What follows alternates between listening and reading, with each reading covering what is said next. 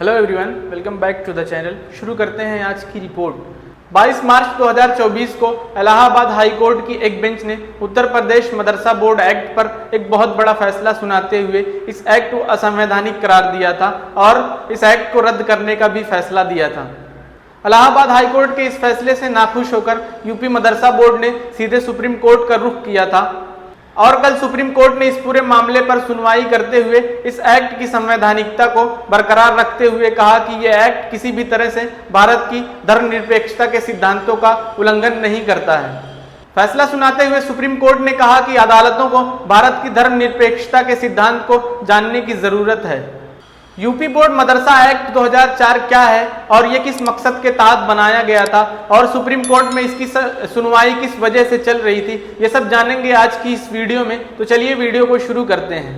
भारत में सबसे ज्यादा मदरसे उत्तर प्रदेश में चल रहे हैं, जो आंकड़ों के मुताबिक तकरीबन 16,000 बताए जाते हैं। अब तक ये मदरसे बिना किसी संरक्षण के चल रहे थे और इन मदरसों में केवल धार्मिक शिक्षा दी जाती थी। वर्ष 2004 उत्तर प्रदेश में समाजवादी पार्टी की सरकार बनी और मुलायम सिंह यादव उत्तर प्रदेश के मुख्यमंत्री चुने गए।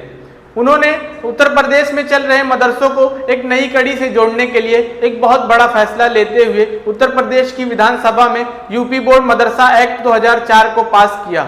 इस एक्ट को पास करने के पीछे जो सबसे बड़ी वजह थी वो ये थी कि उत्तर प्रदेश में मदरसों में पढ़ रहे बच्चे धार्मिक शिक्षा के साथ साथ आधुनिक विषय जैसे भूगोल, गणित, समाजशास्त्र और सामाजिक विज्ञान जैसे विषयों का भी अध्ययन कर अपने आप को मुख्य धारा की शिक्षा से जोड़ सकें और आधुनिक दौर में रोजगार के बेहतर अवसर को प्राप्त कर सकें।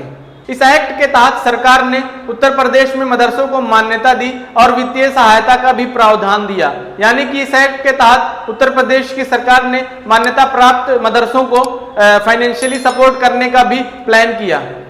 आसान भाषा में कहा जाए तो इस एक्ट के तहत उत्तर प्रदेश में मदरसों को काफी प्रोत्साहन मिला और मदरसे में पढ़ रहे बच्चों के उज्जवल भविष्य को भी काफी बेहतर तरीके से देखा गया। अब आइए जानते हैं कि इस एक्ट का मामला सुप्रीम कोर्ट तक कैसे पहुंचा। इलाहाबाद हाई कोर्ट में अंशुमन सिंह राठौर नाम के एक व्यक्ति ने PIL फाइल की, जिसमें उन्होंने इस एक्ट के संवैधानिकता पर सवाल खड़ा किया और आर्टिकल 21A को आधार बनाते हुए कहा कि यह एक्ट भारत की धर्मनिरपेक्षता को खंडित करता है। उस व्यक्ति के द्वारा दाखिल की गई इस याचिका पर 22 मार्च 2024 को इलाहाबाद हाई कोर्ट की लखनऊ बेंच ने इस पूरे मामले पर सुनवाई की और इस एक्ट को असंवैधानिक करार देते हुए इसे रद्द करने का भी फैसला दिया। इलाहाबाद हाई कोर्ट इस पूरे फैसले को सुनाते हुए कहा कि यह एक्ट भारत के धर्मनिरपेक्षता के मूल सिद्धांतों का उल्लंघन करता है। इलाहाबाद हाई कोर्ट के द्वारा दिए गए इस फैसले पर नाखुश होकर यूपी मदरसा बोर्ड ने सुप्रीम कोर्ट का रुख किया और इलाहाबाद हाई कोर्ट के इस फैसले को चैलेंज किया और कल सुप्रीम कोर्ट में चीफ जस्टिस DY चंद्रचूड़ साहब की अध्यक्षता वाली बेंच ने इस पूरे मामले पर सुनवाई करते हुए इलाहाबाद हाई कोर्ट के फैसले को पलट दिया और कहा कि यह एक्ट किसी भी तरह से भारत की धर्मनिरपेक्षता का उल्लंघन नहीं करता है और यह एक संवैधानिक एक्ट है। सुप्रीम कोर्ट ने इस एक्ट पर फैसला सुनाते हुए कहा कि उत्तर प्रदेश में मदरसे दीनी तालीम के साथ चलते रहेंगे और भारत के संविधान ने हर एक नागरिक को यह अधिकार दिया है कि वो धार्मिक शिक्षा को ग्रहण कर सके और राज्य सरकार को इस बात का अधिकार है कि वो शिक्षा की गुणवत्ता को जांच सके, लेकिन धार्मिक शिक्षा में किसी भी तरह का हस्तक्षेप नहीं होना चाहिए। यानी कि सुप्रीम कोर्ट ने साफ तौर पर सरकार को यह निर्देश दिया है कि वो मदरसे में शिक्षा की गुणवत्ता को जांच सकते हैं, लेकिन किसी भी तरह से धार्मिक शिक्षा में हस्तक्षेप नहीं कर सकते या फिर धार्मिक शिक्षा में रुकावट नहीं पैदा कर सकते। उच्चतम न्यायालय के इस फैसले ने साफ कर दिया कि यूपी में 16,000 मदरसे, जिसमें तकरीबन 17 लाख बच्चे पढ़ते हैं, वो इसी तरह चलते रहेंगे और बच्चे अपनी तालीम को हासिल करेंगे। हालांकि सुप्रीम कोर्ट ने इस पूरे एक्ट में कुछ प्रावधानों को चिन्हित करके कहा कि इन्हें बदलने की जरूरत है।